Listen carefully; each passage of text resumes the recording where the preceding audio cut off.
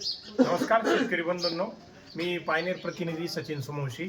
आज आम्ही कॅम्पेनिंग करण्यासाठी पारोळा तालुक्यातील सांगवी या गावात आलेलो आहेत।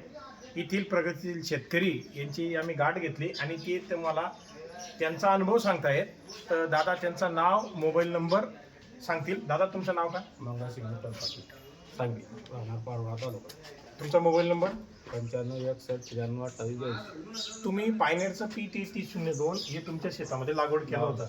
लागवड केल्यानंतर तुम्हाला याच्याबद्दल काय वाटतं ते तुम्ही शेतकऱ्यांना? याच्याबद्दल आपल्याला असा अनुभव आहे दादा, आम्ही जेव्हा आता मक्का जमा करत होतो मी, तर तो मक्का जमा करत एक सपाट पडला आपल्या वाटे उचलावत नाही होतं। तर त्याचे आकार मी काढला, त्याचे दाणे बी काढले आणि त्याचे जे मधाचे जे काय म्हणतो गेंड कमी आहे आणि त्याच्या दाण्याचा आकार चौडा आहे, उंचा। त्याच्यामुळे ते मला 18 ते 19च्या उतारा देतील, म्हणजे अशी अपेक्षा आहे आपली। दादांचं म्हणणं असं आहे की मी जेव्हा अजून मी मका काढलेला नाही, पण मका काढण्याच्या अगोदर जेव्हा आम्ही मका गोळा करायला गेलो, गोळा करताना जेव्हा त्या कणसांचं जे वजन आहे ते मला भरदार वाटलं। भरदार तसेच मी त्याचं सिलिंग काढलं, म्हणजे दाणे किती आणि बिट्टी किती, बिट्टीचा आकार मला कमी वाटला आणि दाणे हे जास्त वाटले।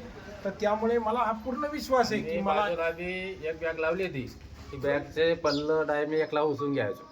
हां, तर दादा असं म्हणतायत की याच्या बाजूला मी दुसरा कॉम्पिटिटर हायब्रिड सुद्धा लावलेलं होतं, परंतु याच्या वजनात आणि त्यांच्या वजनात खूप फरक पडला। आणि त्यांचं असं स्वतःचं मत आहे की माझा मका हा एकरी 19 ते 20 क्विंटल येईल। एका बॅगला 20 क्विंटल येईल असं त्यांचं, 18-20 क्विंटल येईल त्यांचं असं म्हणणं आहे। इतर वाणापेक्षा केव्हाही हा मका जास्त येईल असं दादा अपेक्षा आहे।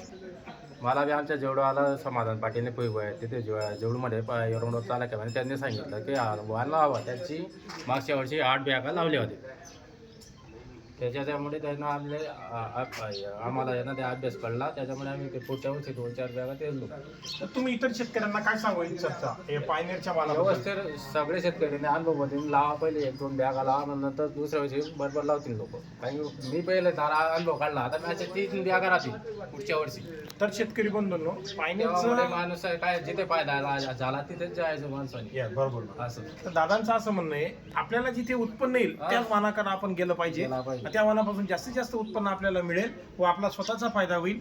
आपण व इतर शेतकऱ्यांनाही ही लागवड सांगावं आणि शेतकऱ्यांना जास्तीत जास्त PT02 पासून उत्पन्न मिळावं ही दादांची प्रामाणिकपणे इच्छा आहे। आणि सर्वांना सांगू इच्छितो की येणाऱ्या डिसेंबरमध्ये तुम्ही PT02 या वाणाची छाती ठोक प्रमाणे लागवड करू शकतात। याचं रब्बीमध्ये सुद्धा चांगल्या प्रकारे ॲव्हरेज आहे आणि चांगलं उत्पन्न मिळतं। तर आणि अजून दादा सरी पद्धत जर राहिली ना 1.5-2चे पाणी भरायची सोय जर राहिली तर उत्पन्न 20 ते 22 क्विंटल पिकीन ते एक एका बॅग समजेला तुम्ही। आता तुम्हाला सांगतो मी, उन्हाळ्यामध्ये बरसातमध्ये 15 दिवस गॅप झाला होता, आता 20-25 दिवस आमच्याकडे।